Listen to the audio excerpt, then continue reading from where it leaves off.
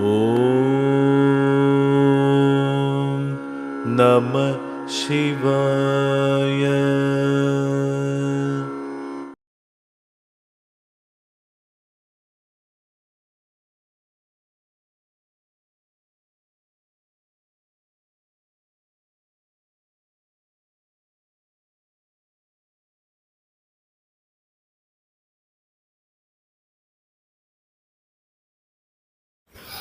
അപ്പോൾ ധാരാളം രേഖകളെ കുറിച്ച് അങ്ങ് ഇങ്ങനെ പറഞ്ഞു വരികയാണ്. അപ്പം ഞാൻ ചോദിക്കുന്നത്, ഈ കൈക്കകത്തുള്ള ഏറ്റവും പ്രധാനപ്പെട്ട രേഖകൾ ഈ 3 അതോ 4 ഉണ്ടോ, അതോ 5 അല്ല, പ്രൈമറി ലൈൻസ് എന്ന് പറയുന്നത് ഈ 3 ലൈനാണ്. നമുക്ക് പ്രൈമറി ലൈൻസ് നേരത്തെ പറഞ്ഞത് 3 ലൈൻസ്. മറ്റുള്ള ലൈൻസ് ഒക്കെ തന്നെ നമുക്ക് ഇമ്പോർട്ടന്റ് ആയിട്ടുള്ള മറ്റൊരു ലൈൻ നമ്മൾ ഫെയ്റ്റ് ലൈൻ, വിധിരേഖ പറയാം, സൂര്യരേഖ പറയാം, പിന്നെ അതുപോലെ തന്നെ നമുക്ക് ആദ്യം പറഞ്ഞ സപ്പോർട്ട് ലൈൻ ഞാൻ പറഞ്ഞു. ഇതൊക്കെ നമുക്ക് ഇമ്പോർട്ടന്റ് ആണോ എന്ന് ചോദിച്ചു കഴിഞ്ഞാൽ ഇമ്പോർട്ടന്റ് തന്നെയാണ്. പക്ഷേ ഈ പ്രൈമറി ലൈൻ എന്ന് പറഞ്ഞാൽ 3 രേഖകൾ മിനിമം ഒരാളുടെ കയ്യിൽ ഉണ്ടാകണം. ഇത് ഉണ്ടാവാത്ത ആൾക്കാരും ഉണ്ട്. അപ്പൊ അതിനെ കുറിച്ചിട്ട് ഞാൻ പ്രതിപാദിക്കുന്നുണ്ട്. കാരണം ഇപ്പൊ നമുക്ക് ഈ 3 രേഖകൾ പറഞ്ഞു വന്നതാണ് ഇപ്പൊ പറഞ്ഞുകൊണ്ടിരുന്നതല്ലേ. ഫെയ്റ്റ് ലൈൻ ആണ് ഞാനിപ്പോ പറഞ്ഞു തുടങ്ങി. അപ്പൊ ഫെയ്റ്റ് ലൈൻ എന്ന് പറയുന്നത് നമ്മുടെ ഒരാളുടെ വിധിരേഖ അല്ലെങ്കിൽ കർമ്മ മണ്ഡലവുമായിട്ട് ബന്ധപ്പെടുത്തിയിട്ട് അദ്ദേഹത്തിന്റെ ആ ഒരു ഫ്യൂച്ചർ കാര്യങ്ങളും ഒക്കെ നമ്മൾ പ്രതിപാദിക്കാൻ വേണ്ടിയാണ് വിധിരേഖ. അയാളുടെ വിധി എങ്ങനെയാണ്, അയാളുടെ വിധി പ്രകാരം അയാളുടെ കർമ്മ പൂർത്തീകരണം അങ്ങേരുടെ ജന്മത്തിൽ സാക്ഷാത്കരിക്കപ്പെടുന്നുണ്ടോ എന്നുള്ള കാര്യങ്ങളൊക്കെ തന്നെ നമുക്ക് ഈ പറയുന്ന ഫോർച്യൂൺ ലൈൻ നോക്കി വെച്ച് നമുക്ക് പറയാം. അപ്പൊ ഈ ഫോർച്യൂൺ ലൈൻ തന്നെ, ഈ ഫോർച്യൂൺ ലൈൻ പുറപ്പെടുന്നത് ഏത് മൗണ്ടിൽ നിന്നാണെന്നുള്ളതും വളരെ ഇമ്പോർട്ടന്റ് ആണ്. ഇപ്പൊ കൈയുടെ സെന്ററിൽ നിന്ന് തുടങ്ങുകയാണെങ്കിൽ അതിനെ മേടരാശിയിൽ നിന്ന് തുടങ്ങുന്നവരെന്നാണ് പറഞ്ഞത്. അപ്പൊ എന്റെ കയ്യിലൊക്കെ സെന്ററിൽ നിന്നാണ് തുടങ്ങുന്നത്. അപ്പൊ ഈ സെന്ററിൽ നിന്ന് ഫോർച്യൂൺ ലൈൻ തുടങ്ങുക വെച്ച് കഴിഞ്ഞാൽ, കൈയുടെ മധ്യഭാഗത്ത് നിന്ന് ഫോർച്യൂൺ ലൈൻ തുടങ്ങുക വെച്ച് കഴിഞ്ഞാൽ അവർ സ്വന്തം അധ്വാനം കൊണ്ട് മാത്രമേ അവർക്ക് ഉയർച്ച ഉണ്ടാക്കാൻ പറ്റുള്ളൂ എന്നാണ്. കാരണം അവർക്ക് മറ്റുള്ളവരുടെ അടുത്ത് നിന്ന് അധികം ഹെൽപ്പ് ഒന്നും കിട്ടത്തില്ല. അവര് കഠിനാധ്വാനത്തിലൂടെ ഉയർന്നു വരണം. പിന്നെ അവരുടെ ലൈഫ്സ് എന്ന് പറയുന്നത് സ്ലോ ആൻഡ് സ്റ്റഡി ആയിരിക്കും. അവർക്ക് എപ്പോഴും ഉയർച്ചയിലോട്ട് തന്നെ പോകുന്നത്. പക്ഷെ അതൊരു ഭയങ്കര ഒരു സൂപ്പർ ഫാസ്റ്റ് പോലെ അല്ല, ഒരു ഗ്രാജുവൽ ആയിട്ടുള്ള ഒരു ഗ്രോത്ത് ആയിരിക്കും അവരിൽ ഉണ്ടാകുന്നത്. പിന്നെ അതുപോലെ തന്നെ ഈ ഫോർച്യൂൺ ലൈൻ അല്ലല്ല, അത് പ്രേക്ഷകർക്കും അദ്ദേഹത്തിന് മനസ്സിലാക്കാൻ വേണ്ടി അദ്ദേഹത്തിന്റെ കയ്യിലും സെൻട്രി നിന്നാണ്. അതായത് അദ്ദേഹം സ്വന്തം അധ്വാനിയാണ്. ആരും കൊണ്ട് തന്നിട്ടോ അല്ലെങ്കിൽ ആരുടെയും ഒരു കെയർ ഓഫ് വഴിയല്ല അങ്ങയുടെ വളർച്ച. കാരണം ഇത് ഇങ്ങനെയുള്ളവർക്ക് പ്രത്യേകം എന്ന് പറഞ്ഞാൽ അവർക്ക് ജീവിതത്തിൽ കഠിനാധ്വാനികളായിരിക്കും. അവരെ കുറിച്ചിട്ടൊരു എന്താ പറയുക, ഒരു കോൺഫിഡൻസ് ലെവൽ ഉണ്ടായിരിക്കും. അവര് അധ്വാനിച്ചാൽ മാത്രമേ അവർക്ക് കാര്യങ്ങൾ ചെയ്യാൻ പറ്റുന്ന ഒരു ബോധ്യമുണ്ട്. പിന്നെ ഇവർക്ക് ഒരിക്കലും ജീവിതത്തിൽ ഒരു പരാജയം എന്ന് പറയുന്നൊരു ഡൗൺ ഇതിലോട്ട് പോകത്തില്ല. പക്ഷെ പതുക്കെ ഉയർച്ച ഉണ്ടാവുന്നു. അപ്പൊ അത് നമ്മൾ ശ്രുതി ബാബ പറയുന്ന വേർഡ് തന്നെ ഞാൻ പറയട്ടെ, ശ്രദ്ധ ആൻഡ് സബൂരി.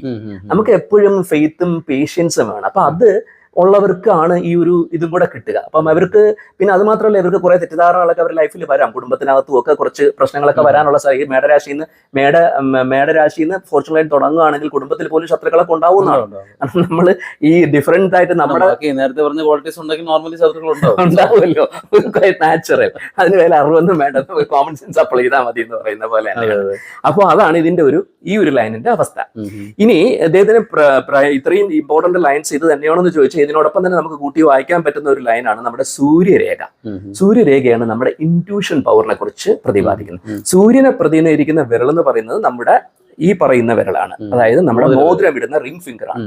ആ റിംഗ് ഫിംഗറിന് താഴെ വരുന്ന ഈ ഒരു ലൈനിനെയാണ് ഗോഡ്സ് ഗ്രേസ് ലൈൻ അല്ലെങ്കിൽ ധനരേഖ അല്ലെങ്കിൽ നമ്മൾക്ക് എന്താ പറയുന്ന സൂര്യരേഖ എന്നൊക്കെ പറയുന്ന രേഖ. അപ്പൊ ഈ രേഖ ഉണ്ടെങ്കിൽ നമുക്ക് നമ്മുടെ കണ്ണിനൊക്കെയാണ് ഇത് കുറിക്കുന്നത്. നമ്മുടെ കാഴ്ചപ്പാട്, നമ്മളൊരു വ്യക്തിയെ എങ്ങനെ വിലയിരുത്തുന്നു എന്ന കാര്യവും കൂടെ നമ്മുടെ സൂര്യരേഖയെന്ന് നോക്കുക.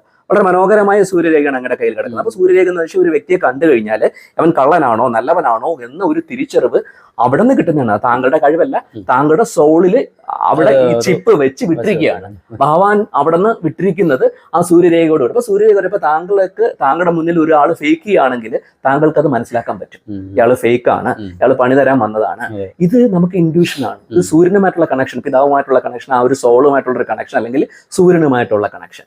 അപ്പൊ ഇത് കാഴ്ച മാത്രമല്ല, ഇത് കാഴ്ച റെപ്രസെന്റ് ചെയ്യുന്നത്. ഇവിടെ കണ്ണിന് പ്രശ്നമുള്ളവർക്ക് സൂര്യരേഖയിൽ പ്രശ്നങ്ങൾ വരും. ഈ സൂര്യൻ എപ്പോഴും നെയിമിന്റെയും ഫെയിമിന്റെ ആളാണല്ലോ. അപ്പൊ ഈ സൂര്യരേഖയിൽ ബ്രേക്ക് വന്നു കഴിഞ്ഞാൽ അവരുടെ കർമ്മമണ്ഡലത്തിൽ അവർക്ക് ഡിഫമേഷൻ പോലെയുള്ള കാര്യങ്ങൾ വരിക, അപവാദങ്ങൾ അവരുടെ തലയിൽ വരിക, അവരുടെ കർമ്മമേഖലയിൽ എന്തെങ്കിലും പ്രശ്നം ഉണ്ടാക്കുക, കണ്ണിന് പ്രശ്നം ഉണ്ടാക്കുക, കണ്ണുമായിട്ട് ബന്ധപ്പെട്ടുള്ള പ്രശ്നങ്ങൾ ഉണ്ടാക്കുക എന്നൊക്കെ ഉള്ളതാണ്. ഞാൻ ഈ അതിനെ കുറിച്ചിട്ട് പറഞ്ഞു പോയതാണ്. മൗണ്ട്സിനെ കുറിച്ചപ്പോൾ ഞാൻ ഡീറ്റെയിൽ ആയിട്ട് പറയാം. ഇനി രേഖകൾ, ഇമ്പോർട്ടന്റ് രേഖകൾ ചോദിച്ചത് കൊണ്ട് നമ്മളിപ്പോൾ ആദ്യം പറഞ്ഞുവല്ലോ, നമ്മുടെ ഈ ഹാർട്ട് ലൈനും നമ്മുടെ ഹെഡ് ലൈനും എന്ന് പറയുന്ന പ്രൈമറി ലൈനാണ് നമ്മൾ ആദ്യം പ്രതിപാദിച്ചു. പക്ഷേ അപൂർവം ചില കേസസിൽ ഈ ഹാർട്ട് ലൈനും ഹെഡ് ലൈനും ചേർത്ത് ഒന്നിച്ചൊരു ലൈൻ, അതിനെ കൈയിനെ രണ്ടായിട്ട് പകുന്ന മാതിരി ഒരൊറ്റ ലൈൻ വരും. അതിന് സെമിയൻ ലൈൻ അല്ലെങ്കിൽ വ്യാസരേഖ എന്ന പേര് വരും. അത് എൻ്റെ ഒരു അറിവ് സംബന്ധിച്ചിടത്തോളം ഒരു 10% ആൾക്കാരിൽ അതുണ്ട്.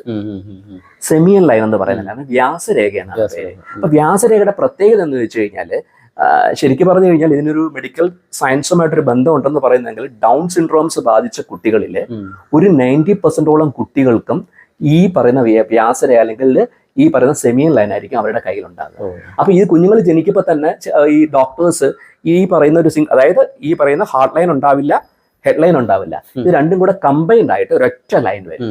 അപ്പൊ ഇത് അങ്ങനെ വന്നു കഴിഞ്ഞാൽ അവർ ഡൗൺ സിൻഡ്രോംസ് ഉള്ള കുട്ടികളെ നല്ല മീനിങ്, ഡൗൺ സിൻഡ്രോംസ് ഉള്ള കുട്ടികളിൽ ഈ രേഖ 90% പേർക്ക് ഉണ്ടാകുമെന്നാണ് ഞാൻ പറഞ്ഞത്.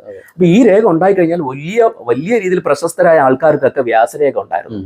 എനിക്ക് തോന്നുന്നു, ഞാൻ റീസെന്റ് ആയിട്ട് ജേക്കബ് അലക്സാണ്ടർ സാറിന്റെ പിക്ചറിൽ അദ്ദേഹത്തിന്റെ കയ്യിൽ ഞാൻ കണ്ടു ചില IAS ഓഫീസേഴ്സ് ഈ അവർക്ക് അസാധ്യമായ ചില സാധ്യതകളാണ്.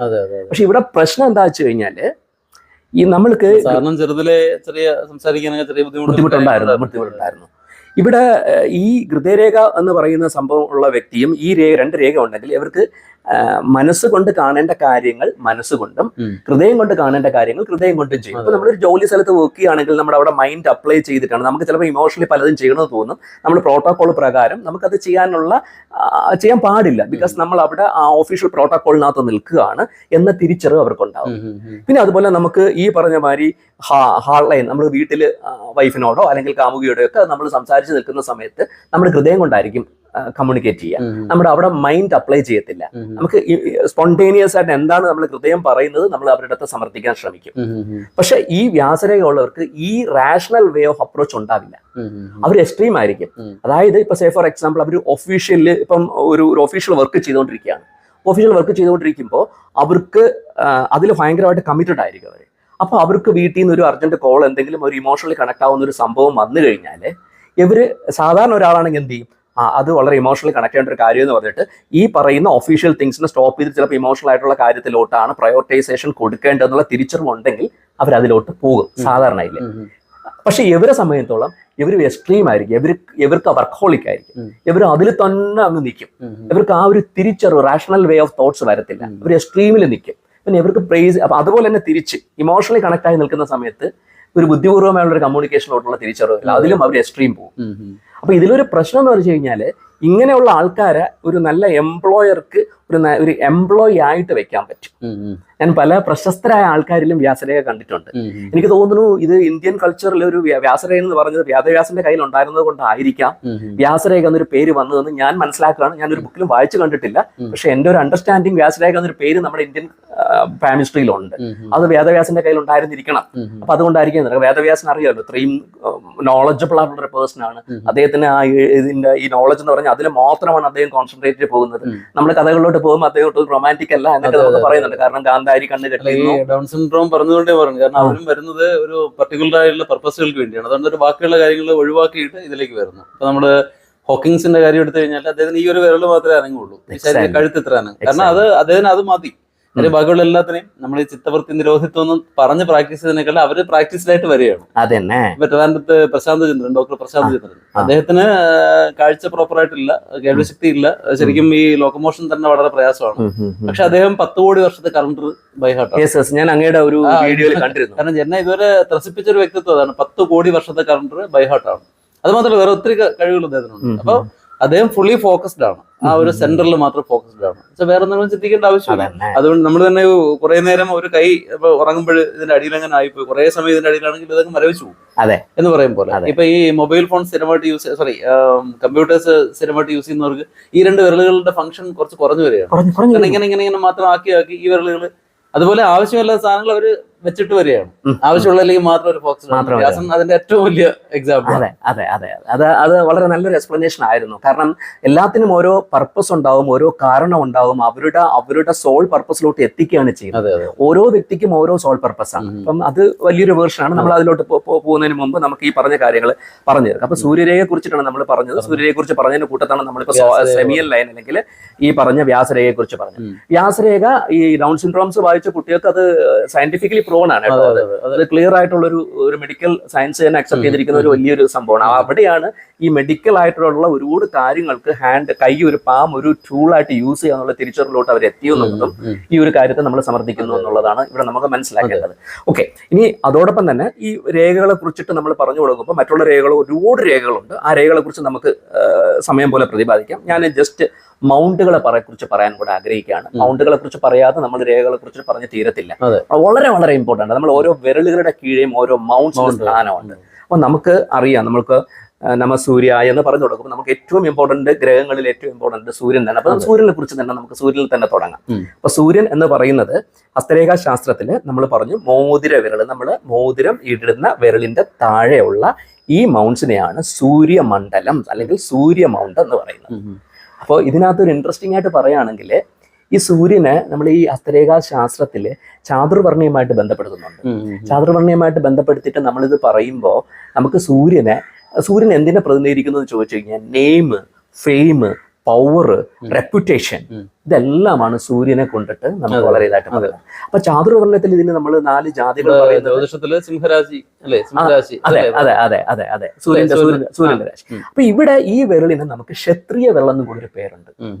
അപ്പോ ഈ ക്ഷത്രിയർ എന്ന് പറയുന്നത് നമ്മൾ ജാതി പറയല്ല, അവര് ചെയ്യുന്ന അവരുടെ പ്രൊഫഷനുമായിട്ട് ബന്ധപ്പെടുത്തി ഈ അഡ്മിനിസ്ട്രേഷൻ എന്ന് പറയുന്ന ആ ഒരു ലെവൽ, നമ്മളിപ്പോ ഒരു IAS ഓഫീസർ അല്ലെങ്കിൽ ആ പറയുന്ന ഒരു ഹൈ ലെവൽ പ്രൊഫൈൽ. ഒരു കൺഫ്യൂഷൻ പറയാണ്ട് നമുക്ക് കറക്റ്റ് പറയാം. കാര്യം ഇതിൽ പറയുന്നുണ്ട് ചാതുർവർണ്ണ്യം മയാസൃഷ്ടം എന്ന് പറയുന്നു.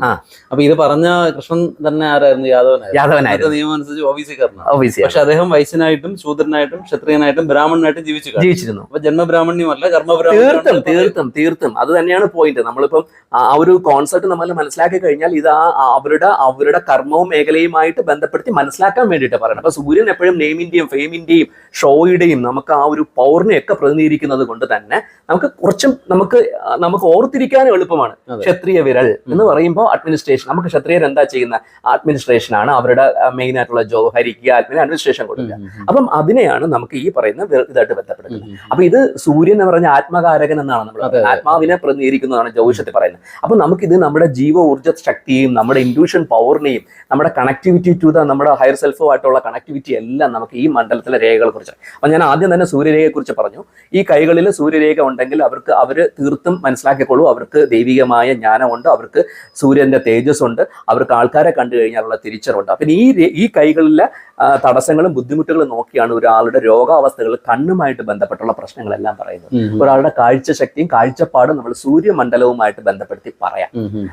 ആ വ്യക്തിക്ക് എത്രത്തോളം അയാളുടെ കണ്ണുകൾ പറയുള്ളൂ. ഇപ്പൊ ഈ സൂര്യമണ്ഡലത്തിലെ സൂര്യലൈനിൽ വെട്ട് കണ്ടെന്ന് ഞാൻ ഉടനെ പർട്ടിക്കുലർ പേഴ്സണിൽ പറയും, നിങ്ങളുടെ കണ്ണൊന്ന് ചെക്ക് ചെയ്തോണം, കണ്ണിന് പ്രശ്നം ഉണ്ടാകും. കാരണം ഇപ്പം മിക്കവാറും നല്ല ഒരു 90% ആൾക്കാരിലും ആ പ്രശ്നം കാണുന്നുണ്ട്. കാരണം അമിതമായിട്ടുള്ള മൊബൈൽ യൂസേജ് അത് ഒരു അഡിക്ഷൻ ആയിട്ട് മാറുന്ന ഒരു അവസ്ഥയിലോട്ട് പോകുന്നു. ഇപ്പൊ ഇതിനോട് കൂട്ടിച്ചേർത്ത് ഞാനൊരു നാച്ചുറോപ്പതിയും കൂടെ പ്രാക്ടീസ് ചെയ്യുന്ന വ്യക്തിയായതുകൊണ്ട് ഞാൻ പറഞ്ഞോട്ടെ, ഇപ്പോ ജെൻസി അമ്മമാരാണ്.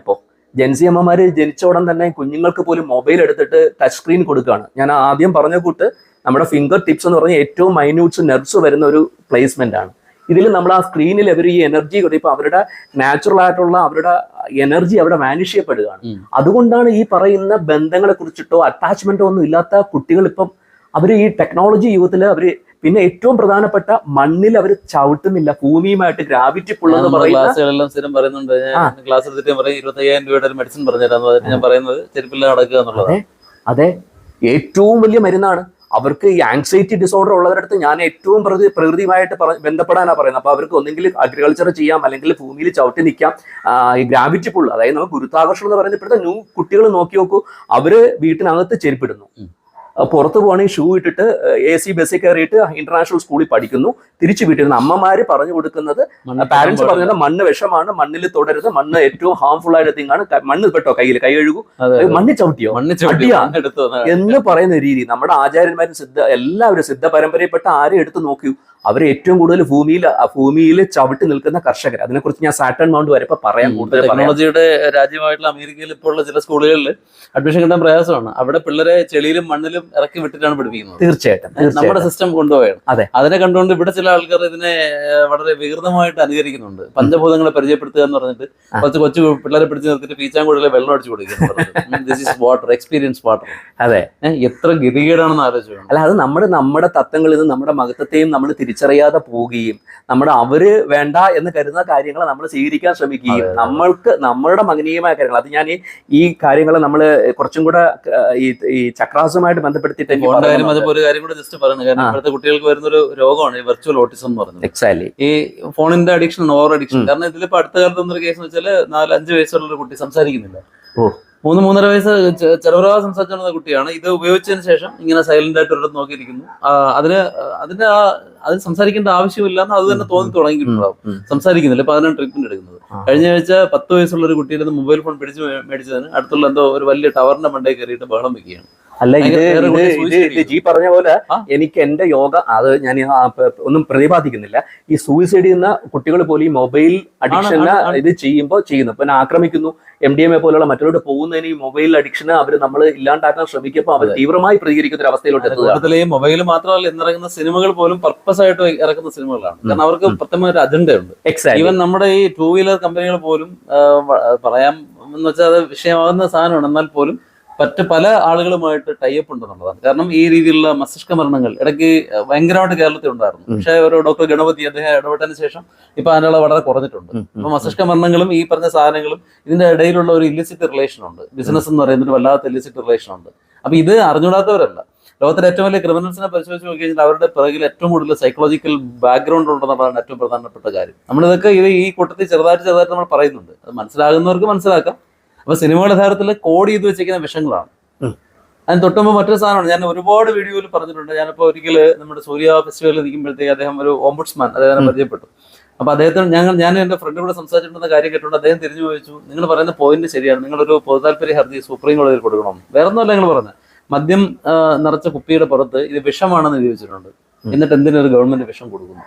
അത് ഏറ്റവും പ്രധാനപ്പെട്ട ചോദ്യമാണ്. 2, നമ്മളൊരു സമാധാനമായിട്ട് ഒരു തിയേറ്ററിൽ പോയി സിനിമ ആയിരിക്കുന്നു. മിക്കവാറും കുട്ടികൾ ഐസ്ക്രീമോ പോപ്കോണോ നുണഞ്ഞുകൊണ്ടിരിക്കുമ്പോഴായിരിക്കും ക്യാൻസറിന്റെ പരസ്യം. ഈ ക്യാൻസറിന്റെ പരസ്യം കണ്ടുകൊണ്ടാണ് അവരിത് കഴിക്കുന്നത്. ഇവരെ ഉള്ളിലേക്ക് ഇതിന്റെ ബീജം വിടുകയാണ് ചെയ്യുന്നത്, അല്ല മറ്റൊന്നുമല്ല. അപ്പൊ 90 വയസ്സ് വരെ വീടി വലിച്ചിരുന്ന ഒരാളായിരുന്നു MD വാസുദേവൻ നായർ. അദ്ദേഹത്തിന് ക്യാൻസർ വന്നില്ല. പക്ഷെ വേറെ പല ആളുകൾക്ക് എന്തുകൊണ്ട് ക്യാൻസർ വരുന്നുണ്ട്. ഈ സാധനം കൈകൊണ്ടെടുക്കാത്ത ആളുകൾക്ക് വരുന്നുണ്ട്. അപ്പൊ ഇതിന് കാരണം നമ്മുടെ മനസ്സിൽ കോഡിട്ട് വെക്കുന്നുണ്ട്, cigarette is equal to cancer, cigarette is equal to cancer. അത്രയും പെയിൻഫുൾ ആയ ഒരു സാധനം, അല്ലെങ്കിൽ അത്രയും എന്താ പറയുക ഒരു കുഴപ്പം പിടിച്ചൊരു സാധനം എന്തിന് ഗവൺമെന്റ് വിൽക്കണം? That's a policy. ഇത് ആരും ചോദിക്കാനില്ല. തീർച്ചയായിട്ടും അല്ലെ, നമ്മൾ ചിന്തിക്കേണ്ട വിഷയങ്ങളാണ്. തീർച്ചയായിട്ടും പറയണം. പറഞ്ഞ കാര്യവുമായിട്ട് ബന്ധപ്പെട്ട ഒരു കാര്യം കൂടെ പറയാം. പല ആൾക്കാരും ഈ ഹസ്തരേഖയിലായാലും ജ്യോതിഷത്തിലായാലും അവര് കൂടുതലും പല കാര്യങ്ങൾ അറിയാൻ ആഗ്രഹിക്കുന്നത് ഒരു നെഗറ്റീവായിട്ടുള്ള ഫീഡ്ബാക്ക് ഉള്ള ആൾക്കാരുണ്ട്. ഇപ്പൊ സേ ഫോർ എക്സാമ്പിൾ എവിടെയോ ഞാനൊരു വീഡിയോയില് ഈ കൈവിഷം എന്ന് പറയുന്ന ഒരു സാധനത്തെ കുറിച്ച് പ്രതിപാദിച്ചു. പിന്നെ കുറെ കോൾസ് എനിക്ക് വരികയാണ്. അവര് സങ്കല്പിച്ച് കൂട്ടുകയാണ് ഈ ഞാൻ ചോദിച്ചു, രാവിലെ എണീച്ചിട്ട് എന്താ ചെയ്യുക? അപ്പോൾ അവർ പറഞ്ഞു, ഞാനിങ്ങനെ ബ്രഷ് ചെയ്യും. നിങ്ങൾ യൂസ് ചെയ്യുന്ന ടൂത്ത് പേസ്റ്റ് തന്നെ പോയിസൺഡാണ്. നിങ്ങൾ അവിടം തൊട്ട് കൈവശം തുടങ്ങാം. രണ്ടാമത് നിങ്ങൾ കഴിക്കുന്ന ടീ എന്ന് പറയുന്നത് 5-ലധികം ടൈമാണ് ഈ പറയുന്ന വിഷദ്രാവകങ്ങൾ ഒരു ഗം അടിച്ചിട്ടാണ് അത് അടിക്കുന്നത്. അത്രയും ഹൈലി കെമിക്കൽ അടിച്ചു വരുന്ന സാധനമാണ് ഈ ശുദ്ധമല്ലാത്ത ക്ലോറിൻ കണ്ടന്റ് ആയിട്ടുള്ള വാട്ടറിനകത്ത് ഇട്ടിട്ട് ഇവർ തിളപ്പിക്കുന്നത്. പിന്നെ അത് ചായ ഉണ്ടാക്കാൻ അതിനകത്ത് ഇടുന്ന പാലെന്ന് പറഞ്ഞാൽ പശുവായിട്ട് ഒരു ബന്ധമില്ലാത്ത ടോട്ടലി അഡൾട്ടറി ആയി ചെയ്തിട്ട് വരുന്ന കെമിക്കൽ കണ്ടന്റ് ആയിട്ടുള്ള പാല്. പിന്നെ ലോകത്തിലെ ഏറ്റവും വലിയ വൈറ്റ് പോയിസൺ എന്ന് നമ്മുടെ ഗാന്ധിജി വരെ പറഞ്ഞ പഞ്ചസാര എന്ന് പറഞ്ഞ ഏറ്റവും വൃത്തികെട്ട സാധനം ഇതിനകത്തിട്ട് കലക്കി അവൻ രാവിലെ ഫസ്റ്റ് ബെഡ് കോഫി അല്ലെങ്കിൽ ബെഡ് ടീ എന്ന് പറഞ്ഞ് കുടിക്കുന്നത് തൊട്ട് അവൻ കൈവിഷം ഉള്ളിലെടുക്കുകയാണ്. കൈവിഷം എന്ന് പറയുന്നത് ടോക്സിക് ആയ ഒരു സാധനം ഉള്ളിൽ പോവുക എന്നുള്ളതിനാണ് പണ്ടത്തെ ആൾക്കാർ. അത് പറയുന്ന ഒരാളെ തകർക്കാൻ. അന്ന് നല്ല ഫുഡായിരുന്നു, അവർ പ്രകൃതിയുമായിട്ട് ഇണങ്ങി ജീവിച്ചിരുന്നു, പഞ്ചഭൂത സിദ്ധാന്തം അനുസരിച്ച് ജീവിച്ചിരുന്നു. അന്ന് ആൾക്കാരെ തകർക്കാൻ ഇവരുടെ ഫുഡിൽ അവരറിയാതെ എന്തോ അഡൾട്ടറി ചെയ്തു. ഇപ്പൊ കംപ്ലീറ്റ് കൈവിഷമല്ലേ? രാവിലെ തൊട്ട് നമ്മൾ കഴിക്കുന്ന ഫുഡ് എല്ലാം കൈവിഷബാധ ഏറ്റ ഫുഡുകൾ അവനവൻ തന്നെ കഴിക്കുവാണ്. തരാൻ തരുന്നതല്ല, നമ്മൾ കാശ് കൊടുത്ത് കടയിൽ പോയി മേടിച്ച് കഴിക്കുക. വീട്ടിലൊരു പറമ്പിൽ ഒരു വെണ്ടയ്ക്ക, ഞാൻ പലരിടത്തും പറഞ്ഞിട്ട് നിങ്ങളൊരു വെണ്ടയ്ക്ക കൃഷി എങ്കിലും ചെയ്യൂ. അത് നമ്മൾ ശനിയായിട്ട് ബന്ധപ്പെടുത്തി പറയാം. നമ്മൾ പറഞ്ഞു കഴിഞ്ഞാൽ നമ്മളെ വാചാലനായി നമ്മുടെ ഡിഫറെന്റ് ഫീൽഡിലോട്ട് പോകും. വളരെ വളരെ വാലിഡ് ആയിട്ടുള്ള ഒരു പോയിന്റ് ആണ്. കാരണം നമ്മൾ തിരിച്ച് പ്രകൃതിയിലോട്ട് തന്നെ പോകണം, പഞ്ചഭൂത സിദ്ധാന്തത്തിലോട്ട് നമ്മൾ പോകണം. കാരണം അതിലോട്ട് തന്നെ നമ്മൾ എത്തത്തുള്ളൂ തീർത്തും. കാരണം ഇതിനെല്ലാത്തിനും ഒരു ലിമിറ്റ് ഉണ്ടല്ലോ. നമ്മൾ ഏറ്റവും അങ്ങ് വേഴ്സ്റ്റ് സിനോറിയോ പോയി കഴിഞ്ഞാൽ പിന്നെ അതിന്റെ വേഴ്സിൽ പോകാനില്ല. പിന്നെ നമ്മൾ വീണ്ടും നന്മയിലോട്ട് തിരിച്ചു വരികയേ ഉള്ളൂ. ഇതുണ്ട്. ഓക്കെ, നമ്മൾ സൂര്യനെ കുറിച്ച് പറഞ്ഞു. അപ്പൊ സൂര്യൻ എന്ന് പറയുന്നത് നമ്മൾ എത്ര പറഞ്ഞാലും തീരാത്ത അത്രയും കാര്യങ്ങൾ. പറയാം കേട്ടോ, സൂര്യനെ കുറിച്ച്. അല്ല, കൈയാണിച്ചിട്ടില്ലായിരുന്നു, പെട്ടെന്ന് അല്ല സോറി എന്ന് പറഞ്ഞിട്ടുണ്ട്. അതിന്റെ ആവശ്യമില്ല. നമ്മള് 20 ആയി. 25 പറഞ്ഞത്. അല്ല ഞാൻ കണ്ടിന്യൂ ചെയ്യട്ടെ അല്ല, ഇതിപ്പോ അടുത്ത ഒരു വീഡിയോയിലല്ലേ വരുള്ളൂ ഇത്രയും കൂടെ. ബാക്കി ഈ മൗണ്ട് എല്ലാം പറഞ്ഞു പോകാൻ അതുകൊണ്ട് പുറത്ത് ഒത്തിരി സമയം എടുക്കും. അപ്പൊ അത് അടുത്ത വീഡിയോയിൽ ആ. അടുത്ത വീഡിയോയിൽ പറയാം. ചെയ്യാം. അപ്പൊ ജസ്റ്റ് ഇപ്പൊ പറഞ്ഞുകൊണ്ടിരുന്ന ഏതായിരുന്നു പറഞ്ഞോളൂ. സൂര്യമണ്ഡലം. അപ്പം ജസ്റ്റ് ഒരു പോയിന്റ് നോട്ട് പറഞ്ഞിട്ട് നമുക്ക് അടുത്ത വീഡിയോ. ഓക്കെ. ഇപ്പൊ ഈ ടൂത്ത് പേസ്റ്റിനെ കുറിച്ച് പറഞ്ഞപ്പോഴേ രസകരമായിട്ടൊരു കാര്യമുണ്ട്. അതായത് ഇപ്പോൾ ഒരു പരസ്യം പറയുന്നുണ്ട്, ഡെന്റിസ്റ്റുകൾ ശുപാർശ ചെയ്യുന്ന ടൂത്ത് പേസ്റ്റ് എന്ന് പറയുന്നുണ്ട്. അപ്പൊ ഞാൻ എൻ്റെ ഒരു ഫ്രണ്ടിനോട് ചോദിച്ചു, ഏതെങ്കിലും ഒരു ഡെന്റിസ്റ്റ് ആഗ്രഹിക്കുമോ ലോകത്തിൽ ആർക്കും പല്ലുവേദന വരരുതെന്ന്? അതാണ് അത് പറഞ്ഞപ്പോൾ പുള്ളിക്ക് മനസ്സിലായി. അതുകൊണ്ടാണ് ഡെന്റിസ്റ്റ് ശുപാർശ ചെയ്യുന്നത്. എന്നിട്ട് ഇതേ സാധനം അവരിപ്പോ വേറൊരു സാധനം ഇറക്കിയിട്ടുണ്ട്, വേദശക്തി. 5000 വർഷങ്ങൾക്ക് മുമ്പ് മഹർഷിമാർ പറഞ്ഞു വെച്ചിരിക്കുന്ന പല്ലിന്റെ രഹസ്യം. ചാർക്കോളിന് 400 രൂപയ്ക്ക് വിൽക്കുന്നുള്ളൂ. അമ്മൂമ്മയുടെ ഉമ്മക്കരി, നമ്മുടെ ഉമ്മക്കരി. അല്ല, ഇതിപ്പോ തമിഴ്നാട്ടിൽ പോയി കഴിഞ്ഞാൽ ഇപ്പോഴും ഗ്രാമപ്രദേശങ്ങളിൽ പോയി കഴിഞ്ഞാല് നമ്മുടെ കുച്ചി, അതായത് നമ്മുടെ മാവിന്റെ കുച്ചി അല്ലെങ്കിൽ മാവിന്റെ കമ്പിന്റെ പീസ് എടുത്തിട്ട് പല്ല് തേക്കുന്നവരുണ്ട്. ഇപ്പൊ ഞാനിപ്പോ ഇവിടെ വന്നപ്പോ ഇവിടെ പേരയ്ക്ക കഴിയും. അപ്പൊ ഞാനിങ്ങനെ പറയുകയും ചെയ്തു, പല്ല് ശുദ്ധീകരിക്കാൻ ഏറ്റവും നല്ല മാർഗമാണ് പേരയ്ക്ക കടിച്ചിങ്ങനെ നമ്മൾ കഴിക്കപ്പോ ഉണ്ടാകും. ഉമ്മക്കരിയും അതുപോലെ തന്നെ അതിന്റെ കൂടെ ഉപ്പും കുരുമുളകും കൂടെ ചേർത്തിട്ട് മിക്സ് ഒരു പ്രശ്നമില്ല, മതി. കാരണം ഇതിപ്പം ആൾക്കാർക്ക് അറിയില്ല. അവര് ഒരു കാലം എനിക്ക് തോന്നുന്നു 1980-കളിലൊക്കെ വന്നിട്ട് ഈ പേസ്റ്റിന്റെ കോൾഗേറ്റ് എന്ന് പറഞ്ഞു കഴിഞ്ഞാൽ അത് മാത്രമാണ് യൂസ് ചെയ്യേണ്ടത് എന്നുള്ളൊരു രീതിയിലാണ് ഒരു കോൾഗേറ്റ് എന്ന് പറയുന്നത്. കാരണം ടൂത്ത് പേസ്റ്റ് അറിയില്ല, കോൾഗേറ്റ് എന്നാണ് അവർ അതിനെ പറയുന്നത്. അങ്ങനെ ഒരു സങ്കല്പത്തിലാണ്. അപ്പം വളരെ ഇമ്പോർട്ടന്റ് ആയിട്ടുള്ള വാലിഡ് പോയിന്റ് ആണ് ഈ.